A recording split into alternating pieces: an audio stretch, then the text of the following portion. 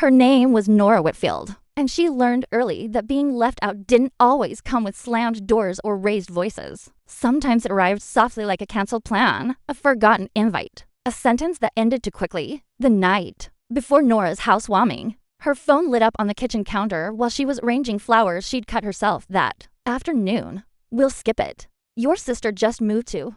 No greeting, no explanation.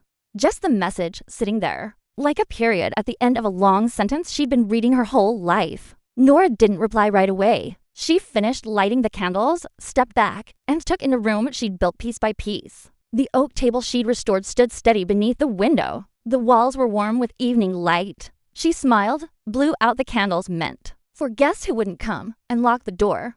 This wasn't new. Growing up, Nora had been the background constant while her younger sister, Elise, moved through life like a celebration waiting to happen. Holidays bent around Elise's schedule. Family stories circled Elise's achievements. Nora learned to show up early, stay late, and ask for nothing.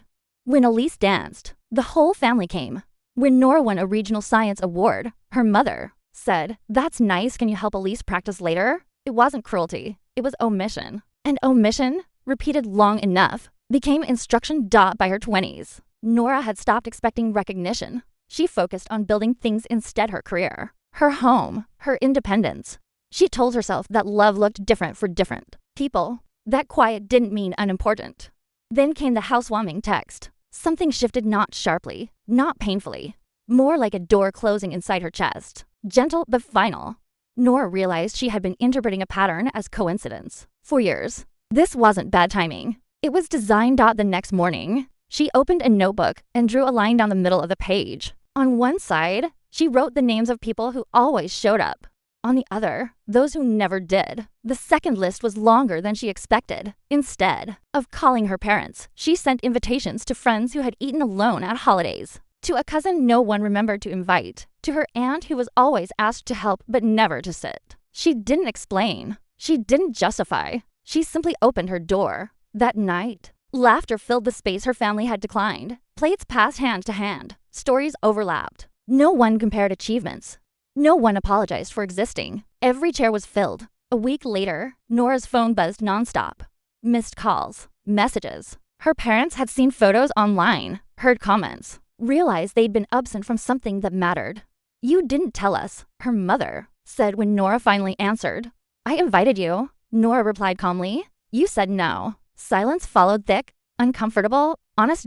For the first time, Nora didn't rush to smooth it over. Quiet exclusion had shaped her life, but it would not define it anymore. She understood now. Being overlooked wasn't an accident. It was a pattern, and patterns only hold power until someone stops stepping into them. That night, Nora washed the dishes slowly, listening to the hum of a house that finally felt full. Not because everyone was there, but because the right people were. Nora didn't need anyone to explain the roles. She had lived inside them for so long they felt like gravity unseen, unquestioned, always pulling in the same direction. Elise was the golden child, not because she demanded it, and not because she was cruel. Elise simply fit the story there. Parents liked telling. She was expressive, charming, the kind of daughter who looked good in photos and knew how to accept praise as if it were her due. When she walked into a room, conversations shifted toward her without effort. Like furniture rearranging itself. Nora learned early that she was built differently. While Elise practiced piano in the living room, Nora learned how to fix the loose leg on the kitchen chair. When Elise needed help with school projects, Nora stayed up late assembling poster boards and editing essays work.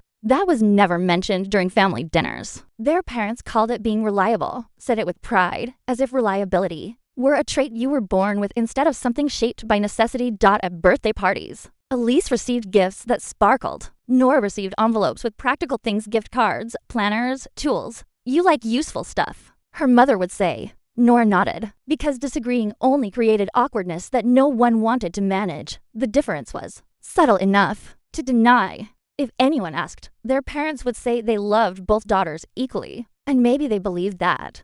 But love expressed without attention has a way of shrinking. Elise's successes were celebrated loudly.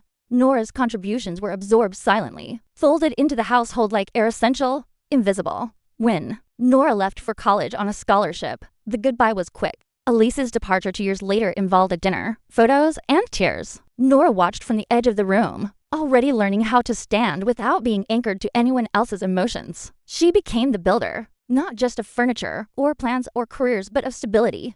When something broke, Nora fixed it. When plans fell apart, she adapted. When emotions ran high, she stayed calm. She learned to anticipate needs before they were spoken, because being needed felt safer than being noticed. Elise, meanwhile, moved through life buoyed by expectation. She was allowed to try and fail without consequence. Her missteps became learning experiences. Nora's were called mistakes because competence was assumed, not celebrated. The irony was that Nora never resented her sister. What hurt wasn't Elise's ease. It was the quiet contract their parents never acknowledged, the one where Nora's effort made Elise's freedom possible. Someone had to hold the structure steady while the golden child shone. That structure was Nora. By the time adulthood settled in, the pattern was fully formed. Elise called home for reassurance. Nora called home to inform. Elise was asked how she felt. Nora was asked what she could handle.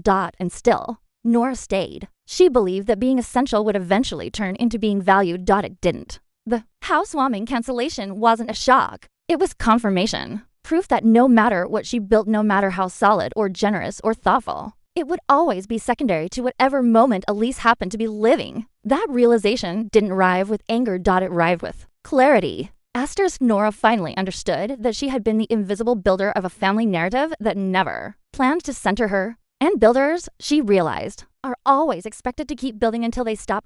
So she did. She stopped adjusting herself to fit a story that needed her small. She stopped offering structure to people who confused her strength for obligation. And when she opened her home to those who showed up without being asked, she felt something new settle into place. Not resentment. Relief. Because once you see the difference between being celebrated and being used, you can't unsee it. And once you stop holding up someone else's spotlight, you finally have the space to stand in your own light, quiet, steady, and entirely earned. Nora used to believe silence meant endurance. Growing up, staying quiet was how she survived. When expectations leaned too heavily on her shoulders, she didn't protest. When her needs were overlooked, she learned to swallow them. Silence, in that house, was the currency of peace. If she didn't ask for anything, nothing could be denied. But silence has a way of changing shape as you grow. In her 20s, Nora still answered every call, still showed up early, still solved problems before they became visible. The habit was so ingrained that she mistook it for character. People praised her for being low maintenance, easygoing, strong. What they didn't see was how much effort it took to remain that way. When the housewarming was canceled with a single sentence, something subtle fractured, not loudly, not dramatically, but cleanly, like glass separating along a fault line. That had always been there. She didn't respond with confrontation. She responded with absence. At first, it felt unnatural. When her phone buzzed later that evening with unrelated family chatter, she didn't reply right away. She set the device, face down on the counter, and kept cooking. The silence stretched. No one followed up. No one noticed. That was the first lesson. Silence, when chosen, was different from silence imposed. The next week, she declined a call from her mother. Not angrily, just quietly. She told herself she'd call back later, then didn't. The world didn't end. No explanations were demanded. The space remained, unfilled and strangely calm. Nora began to understand something important. Her constant availability had trained people not to worry about her absence. So she stopped filling the gaps. She didn't announce her boundaries. She didn't send long messages explaining her feelings. She simply stepped back from the roles that drained her. No reminders. No emotional labor. No advance notice. At first, the quiet felt empty. She reached for her phone out of habit, fingers hovering, then stopping. She sat with the discomfort instead of rushing to soothe it. That discomfort, she realized, wasn't loneliness, it was withdrawal, the ache that comes when you stop providing something others have always taken for granted. And then something unexpected happened. Her thoughts slowed. Without the constant noise of obligation, Nora noticed how much of her energy had been spent managing other people's expectations. She noticed how often she rehearsed conversations that never happened. How many decisions were made with someone else's reaction in mind. Silence cleared that fog. She slept better, worked with deeper focus. Her house felt larger, calmer, more hers. Even the sound of the ocean outside seemed less like background noise and more like company. When messages eventually came, "Why haven't you called? Are you upset?" She didn't rush to reassure. She answered briefly, kindly, without over-explaining. "I've been busy." It was true. She was busy protecting herself. Her family interpreted the shift as distance. They weren't wrong, but they mistook distance for punishment, not realizing it was preservation. Nora wasn't trying to teach them a lesson. She was trying to keep herself intact. Silence became a filter. Only people who showed up without demands remained close. Friends who didn't require constant proof. Relatives who listened without redirecting the conversation. Even her grandmother, who never filled space with questions, only presence. The rest faded into the background where they had always kept her. And for the first time, that felt fair. She realized silence didn't mean she had nothing to say. It meant she was done saying things to people who weren't listening. It meant she no longer needed to justify her worth or narrate her boundaries for them to be real. Silence gave her control over her time, her energy, her story. When her parents eventually really noticed it wasn't because she raised her voice. It was because the structure they leaned on wasn't there anymore. The quiet revealed what her constant effort had been holding together. But Nora didn't step back in. She had learned that self-protection doesn't always look like walls or ultimatums. Sometimes it looks like stillness, like unanswered messages, like choosing not to engage in dynamics that cost more than they give. Silence became her language. Not passive, not fearful, intentional. And in that quiet, Nora finally heard herself clearly, her own wants, her own limits, her own steady breathing unshaped by anyone else's expectations. She wasn't invisible anymore. She was simply unavailable to be erased. Top of form continue from content 3 and write content for creation as reclamation with 550 words. Bottom of form checked can make mistakes. Check important enons. Nora stopped explaining herself. She felt a strange surplus of energy, as if something that had been leaking out of her for years had finally sealed. The silence she'd chosen didn't leave a void. It made room. At first, she didn't know what to do with that space. She cleaned without urgency. Rearranged furniture, not because anyone was coming over, but because the light fell better that way. She opened windows and let the ocean air move through the rooms, carrying away the stale feeling of always preparing for someone else's needs. Then she began to build. It started with the dining table. The house had come furnished, sleek and modern, but impersonal. The table in the great room was glass, beautiful, cold, and easily smudged. One afternoon, without planning to, Nora dragged it aside and rolled out a sheet of butcher paper across the floor. She sketched lines in pencil, erased them, redrew them again. Length, width, spacing. She thought about chairs. Not the number, but the distance between them. She realized she'd been designing her whole life just not for herself. Growing up, she'd learned how to anticipate where weight would fall, where stress points formed, how to reinforce structures before they cracked. She'd done it with people instead of materials, with conversations instead of beams, with herself as the reinforcement. This time, the structure was hers. She sourced reclaimed oak from a local supplier. Wood that had lived another life before this one. The grain was uneven, scarred in places, but strong. When the boards arrived, she ran her hands over them and felt something familiar. Survival didn't make things ugly. It made them honest. The work was slow and deliberate. She cut, sanded, measured twice before committing.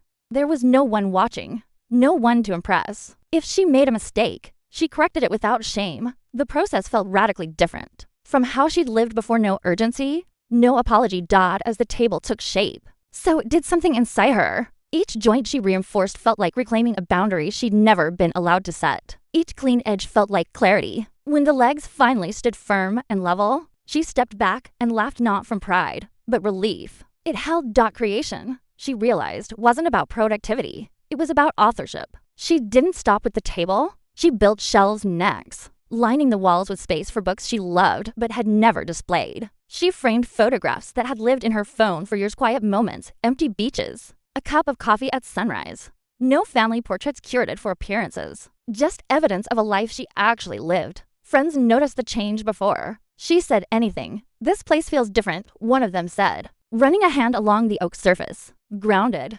Nora smiled. That was the word. She began hosting dinners, not events, not announcements, just invitations. People who came brought themselves, not expectations. No one was ranked. No one was asked to perform. Conversations unfolded without comparison or competition. The table did what it was built to do. It held weight evenly.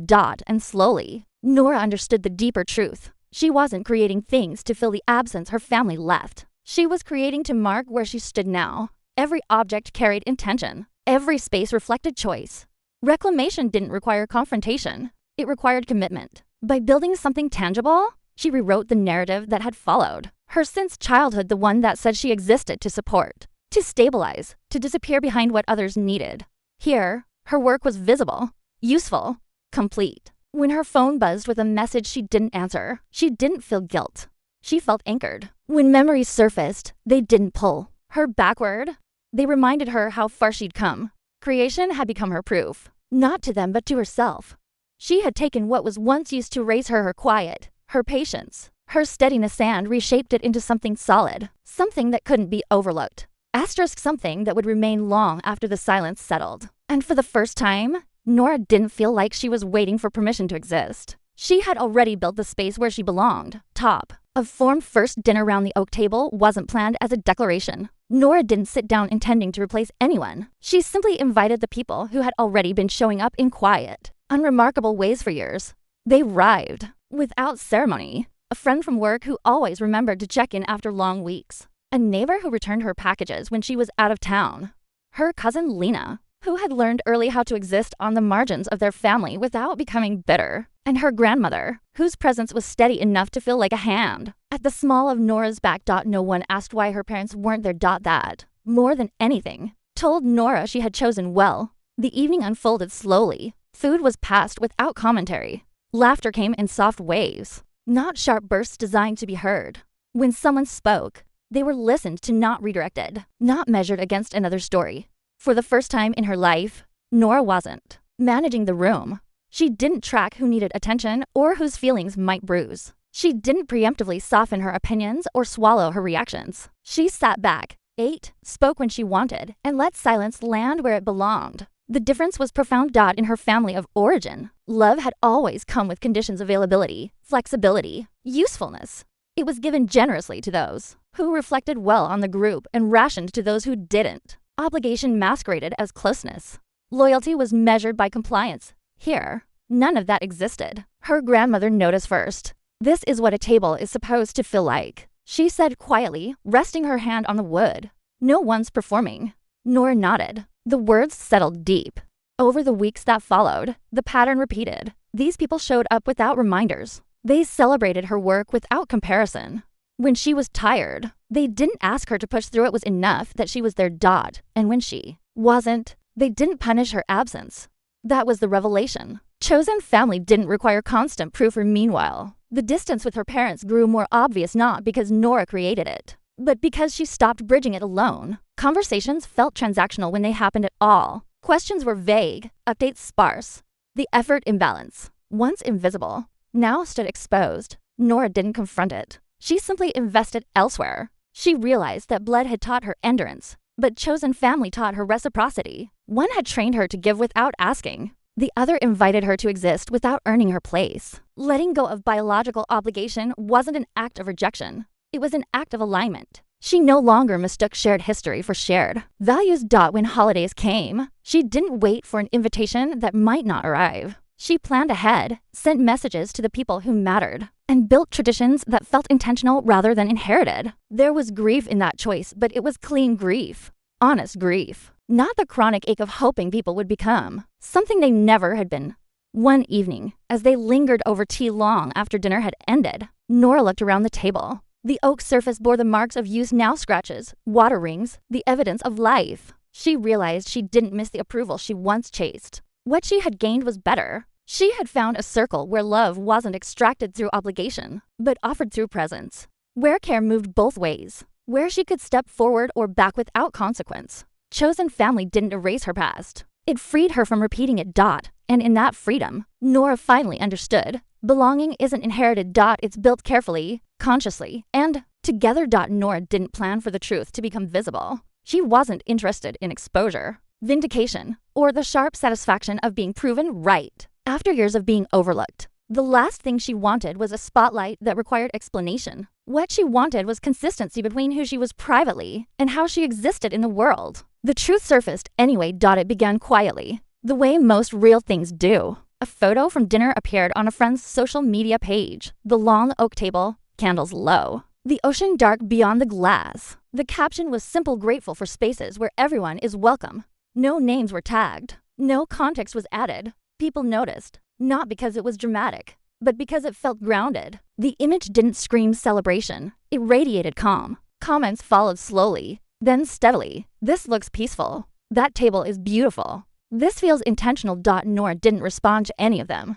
She didn't need to. Over the following weeks, similar moments accumulated. A colleague mentioned the dinners in passing. A neighbor thanked her for hosting a space that felt easy. Someone asked who had built the table. When Nora answered honestly, I did, there was no disbelief, only curiosity. Her life began to speak for itself. And in contrast, the silence from her parents grew louder. They noticed the shift not because Nora announced it, but because others did. An aunt mentioned seeing photos. A family friend commented on how settled Nora seemed. Questions came secondhand, filtered through people who had never paid her much attention before. She seems happy, someone said at a gathering she didn't attend. That sentence carried more weight than any accusation ever could. Eventually, her mother called. Not to apologize, not to ask how she was, but with that familiar tone, light, casual, faintly defensive. You've been busy, she said. Everyone's been asking about you. Nora didn't correct her. She didn't explain the distance or recount the years of quiet exclusion. She simply replied, I've been building my life. There was a pause on the other end of the line. Not anger, not understanding, just recalibration. That was the moment Nora understood something essential. Confrontation wasn't required for clarity. Truth didn't need volume. It needed consistency. She kept living as she had been, hosting without hierarchy, choosing her time deliberately, saying no without justification, saying yes without guilt. When her parents made vague comments about feeling left out, she didn't rush to fix it. She let the feeling exist where it belonged. In public spaces, work events, shared circles, even extended family gatherings, Nora didn't avoid them, nor did she seek them out. She showed up as herself, steady, self-contained, uninterested in managing perceptions. People adjusted.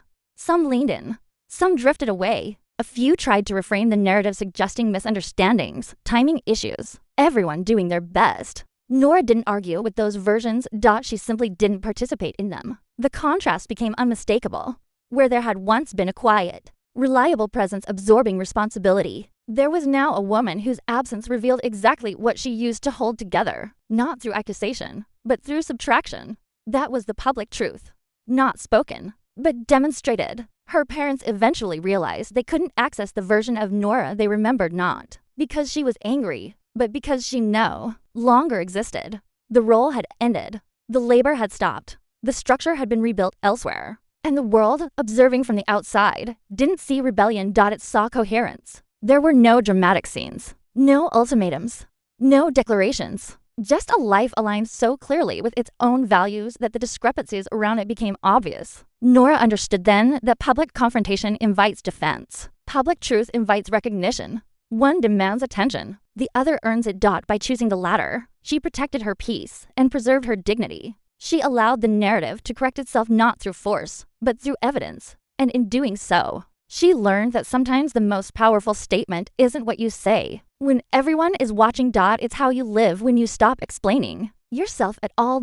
If Nora's life had shifted because of silence and structure, it steadied because of her grandmother. She had always been there, not loudly, not in a way that demanded gratitude, but like a weight at the bottom of a ship, unseen and essential. While others debated appearances and priorities, her grandmother watched patterns. She noticed who carried what, and for how long, without complaint. As a child, Nora used to sit beside her during family gatherings, close enough to feel the warmth of her arm. Her grandmother never interrupted conversations or corrected anyone in public. Instead, she observed, storing truths quietly, the way gardeners remember which soil has been depleted and which still gives. When Nora began pulling back from her parents, her grandmother was the only one who didn't panic. She didn't ask for explanations. She didn't warn her about regret. She didn't try to mediate or repair what wasn't hers to fix. One afternoon, sitting at the oak table with a cup of tea cooling between them, she simply said, "You've stopped carrying things that were never meant to be yours." Nora hadn't realized how badly she needed to hear that. For years, guilt had followed her like a shadow, whispering that endurance was virtue and that distance meant cruelty. Her grandmother cut through that lie without raising her voice. "Love that demands self-erasure isn't love," she said. "It's convenience." That sentence stayed with Nora. Her grandmother had lived long enough to know the difference between peace and quiet. She had survived her own era of expectations, marriage roles, sacrifices made invisible, praise given, selectively. She recognized the cost of being the dependable one who never asked. You don't need to explain yourself to people who benefited from your silence, she told Nora once. Brushing crumbs from the table. They understand more than they pretend. When family gossip began circulating soft accusations of distance, subtle rewrites of history, it was her grandmother who refused to participate. She corrected nothing publicly. She defended no one privately.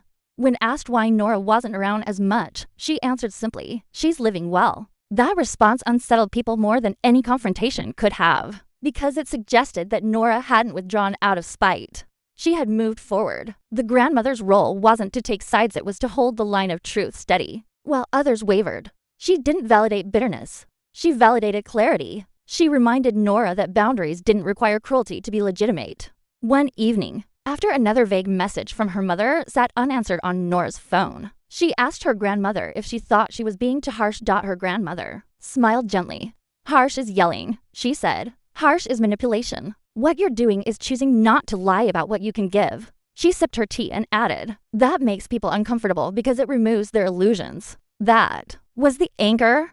Whenever doubt crept in, when old habits tugged at Nora to smooth things over, to explain, to make herself smaller again, her grandmother's presence reminded her that steadiness mattered more than approval. She wasn't pushing anyone away. She was standing still, and those who had relied on her constant motion felt the difference. Her grandmother never asked Nora to cut ties completely. She didn't romanticize estrangement or frame it as strength. Instead, she spoke of alignment, how relationships naturally adjust when one person stops bending. Let them feel the gap, she said once. It teaches them where you were. Nora realized then that her grandmother wasn't just supporting her choice, she was protecting the integrity of it. In a family that confused tradition with obligation, her grandmother represented something rarer: continuity without control, love without leverage, truth without spectacle. She was the proof that you could be connected without being consumed. And when Nora looked ahead toward the life she was building, the table she'd made, the people she'd chosen, it was her grandmother's quiet certainty that kept her grounded. Not because she told Nora who to be, but because she never asked her to be less.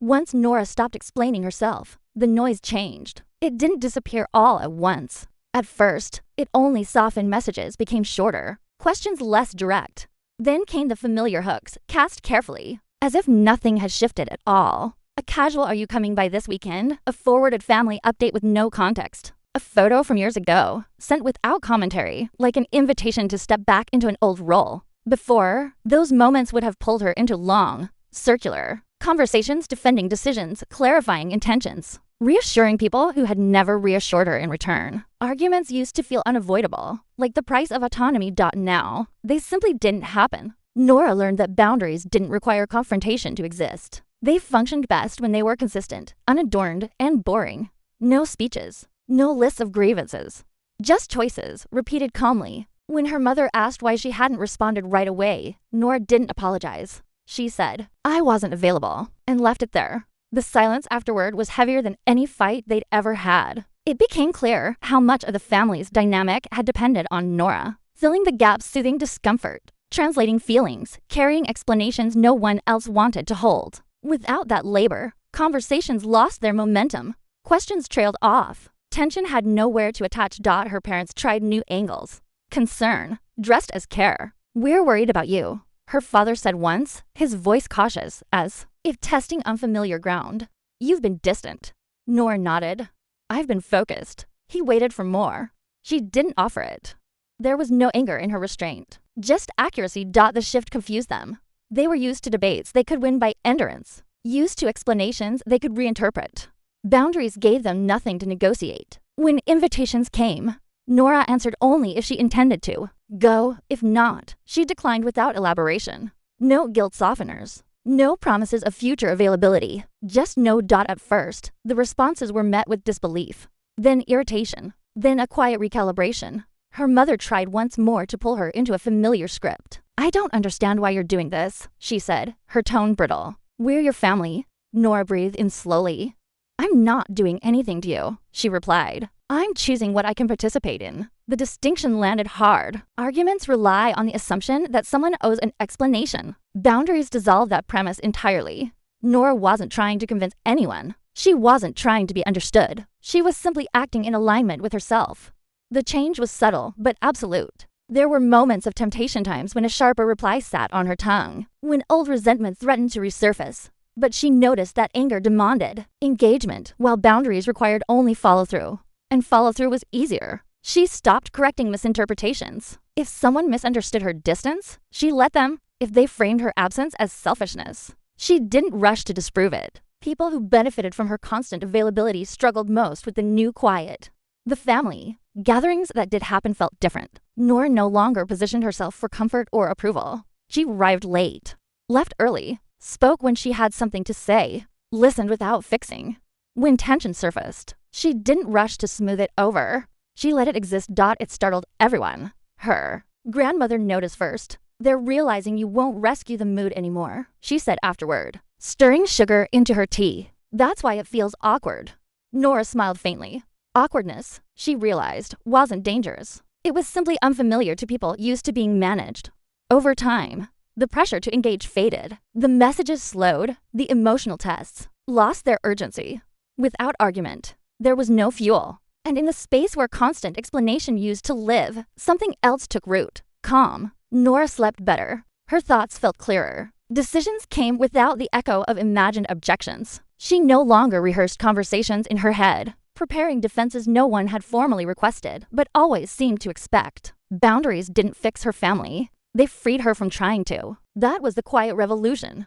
Not a dramatic rupture. Not a final speech. Just the steady replacement of argument with choice. Where there had once been noise, there was now room to build. Room to rest. Room to belong on her own terms. And for the first time, Nora understood that peace wasn't something you negotiated. It was something you maintained. The recognition came quietly, the way truth often does when it no longer needs permission. It wasn't an apology. Nora never received the words she once rehearsed in her head, the acknowledgments she thought might finally balance the years of omission. No one sat her down and admitted they had leaned too hard on her silence, or confused her reliability with obligation. Instead, recognition arrived sideways. Her mother began mentioning her accomplishments in conversations with others, almost cautiously, as if testing unfamiliar language. Nora designed the place herself. She said once on the phone, not to Nora, but within her earshot. There was no warmth attached to it, but there was accuracy. That alone felt new. Her father asked questions he hadn't asked before. Not personal ones, not emotional ones, but practical, respectful ones. "How did you structure that project? What made you choose that approach?" He listened without interrupting, without redirecting the conversation back to someone else. It was subtle, but it was real. The family never gathered to reconcile. There was no moment of collective clarity where everyone suddenly saw the past the same way. Nora stopped waiting for that long before it arrived. She understood now that reconciliation required shared accountability, and not everyone was capable of that. Recognition didn't. Recognition only required reality to become inconvenient to deny. The HGTV episode Rarin. Articles circulated. People asked questions. And slowly, the story her family had told themselves, that Nora was private, self-sufficient, unaffected, no longer held. Her absence from events wasn't framed as aloofness anymore. It was framed as choice. That shift unsettled them. At one gathering, a distant relative leaned toward Nora and said, "We didn't realize how much you'd done on your own." The comment wasn't followed by discomfort or defense, just observation. Nora nodded. Most people didn't, and that was enough. She noticed how her parents behaved differently in public now. They spoke more carefully, listened longer, not because they'd changed at the core, but because the narrative had changed around them. Silence had done what arguments never could. It removed the version of her they'd relied on. Still, Nora didn't confuse recognition with repair. She didn't rush to close the distance that had finally given her air. She didn't fill the gaps their newfound awareness created. She let the space remain, because reconciliation would have meant reopening conversations she'd already finished. It would have required her to translate pain into digestible language again, to make others comfortable at the cost of her clarity. She wasn't willing to do that anymore. When her mother said once, almost softly, "I guess we didn't always see you," Nora didn't respond with relief or gratitude. She simply replied, "I see myself now." The conversation ended there. Recognition without reconciliation felt strange at first and finished, asymmetrical. But over time, Nora realized it was enough, more than enough. She didn't need the past corrected. She needed the present respected dot, and in that quiet distinction, she found something steadier than closure, autonomy. She could be seen without being pulled back, acknowledged without being reclaimed. That was the balance she'd been building toward all along. Not reunion, not revenge, just recognition without surrendering the peace she'd earned. The recognition came quietly, the way truth often does when it no longer needs permission. It wasn't an apology. Nora never received the words she once rehearsed in her head, the acknowledgments she thought might finally balance the years of omission. No one sat her down and admitted they had leaned too hard on her silence or confused her reliability with obligation. Instead, recognition arrived sideways. Her mother began mentioning her accomplishments in conversations with others, almost cautiously, as if testing unfamiliar language. Nora designed the place herself. She said once on the phone, not to Nora, but within her earshot.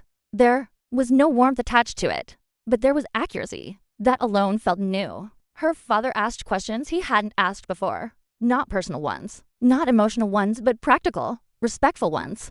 How did you structure that project? What made you choose that approach? He listened without interrupting, without redirecting the conversation back to someone else. It was subtle, but it was real. The family never gathered to reconcile. There was no moment of collective clarity where everyone suddenly saw the past the same way. Nora stopped waiting for that long before it arrived. She understood now that reconciliation required shared accountability, and not everyone was capable of that. Recognition didn't.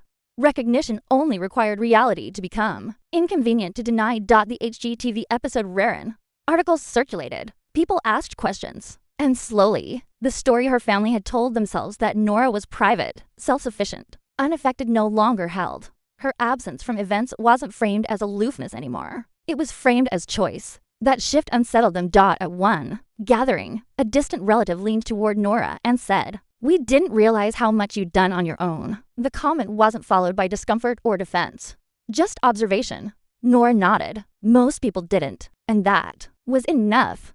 She noticed how her parents behaved differently in public now. They spoke more carefully, listened longer, not because they'd changed at the core, but because the narrative had changed around them. Silence had done what arguments never could. It removed the version of her they'd relied on. Still, Nora didn't confuse recognition with repair. She didn't rush to close the distance that had finally given her air. She didn't fill the gaps their newfound awareness created. She let the space remain, because reconciliation would have meant reopening conversations she'd already finished. It would have required her to translate pain into digestible language again, to make others comfortable at the cost of her clarity. She wasn't willing to do that anymore. When her mother said once, almost softly, "I guess we didn't always see you," Nora didn't respond with relief or gratitude. She simply replied, "I see myself now." The conversation ended there. Recognition without reconciliation felt strange at first and finished, asymmetrical. But over time, Nora realized it was enough, more than enough. She didn't need the past corrected. She needed the present respected. And in that quiet distinction, she found something steadier than closure, autonomy. She could be seen without being pulled back, acknowledged without being reclaimed. That was the balance she'd been building toward all along. Not reunion, not revenge, just recognition without surrendering the peace she'd earned.